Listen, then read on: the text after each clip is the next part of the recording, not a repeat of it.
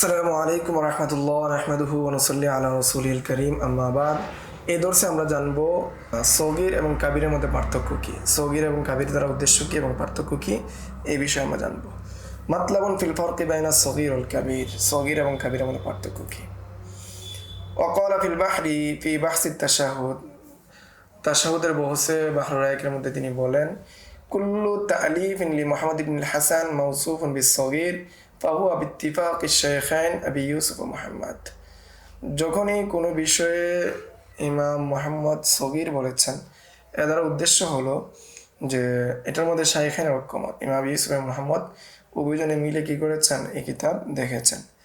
বেখিলাফিল কাবির ফাইন্নাহু লাম ইউরিদ আলা আবি ইউসুফ, এর বিপরীত হলো কাবির যেগুলো আছে সেগুলো তিনি ইমাম আবি ইউসুফের নিকট পেশ করেননি, দেখাননি।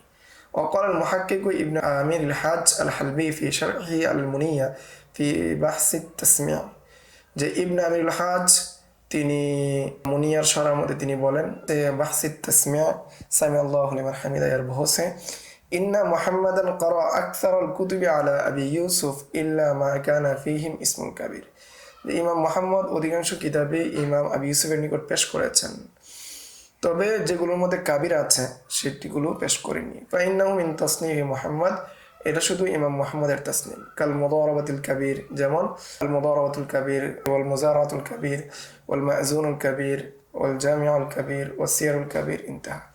ওয়া যাকারা আল মুহাক্কিক ইবনুল হুমাম কামা ফি ফাতাওয়া তিলমিযিহি আল আল্লামা কাসিম মা লাম ইয়াহকি মুহাম্মদ ফিহি খিলাফান ফাহুয়া কওলুহুম জামিআ, যেটার মধ্যে ইমাম মুহাম্মদ ঠিক বলেন নাই, ইখতিলাফ উল্লেখ করেন নাই।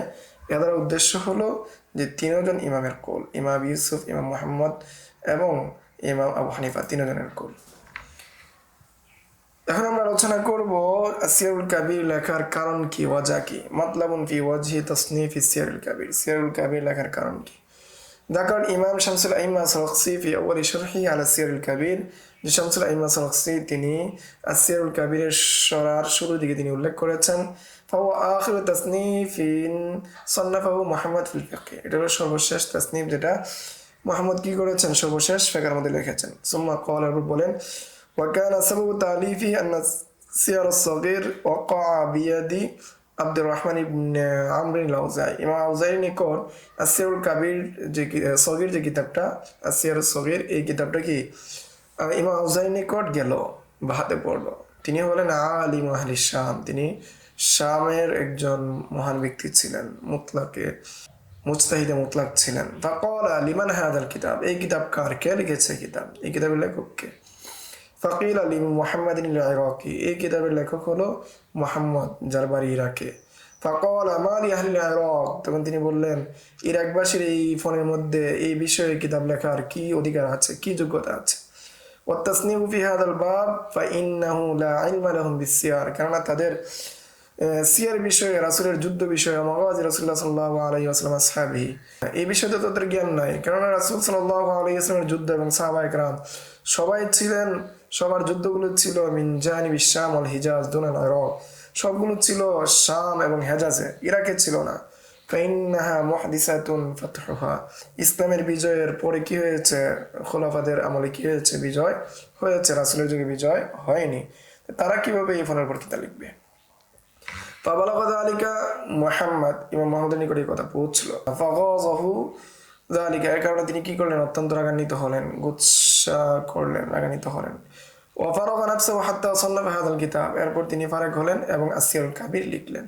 ফাহাকা আন্নাহু লাম্মা নাযারা ফীহি আল-আউজাঈ, বর্ণিত রয়েছে বা ফাহুকিয়া বর্ণিত রয়েছে, ইমাম আউজাঈ যখন কি করলেন, এটাকে আবার দেখলেন, আসিয়ারুল কাবির যখন দেখলেন, ফাকালা লাউলা মা যামিনাহু মিনাল আহাদিস লাকুলতু আন্নাহু ইয়াদারু, যদি এই কিতাবের মধ্যে হাদিস না থাকতো তাহলে আমি বলতাম যে সে কি ইলম নিজে তৈরি করেছে।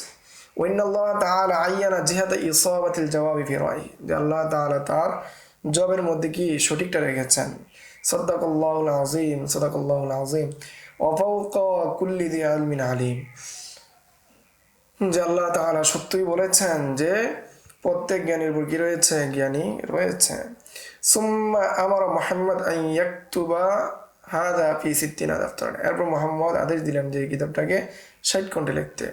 ওয়া আন ইউহমালা আলা আজালাতি ইলা বাবিল খলিফা, যে এটাকে যাতে করে গাড়িতে করে খলিফার দরবারে নিয়ে যাওয়া হয়। ফাআজাবাহু যালিকা, তিনি খলিফা এটার কারণে আশ্চর্য হলেন। ওয়া আদ্দাহু মিন মাফাখিরি জামানি, এবং সেটা তার সময়ের সবচেয়ে গৌরব হিসেবে গ্রহণ করলেন, গৌরব হিসেবে সেটাকে নিলেন।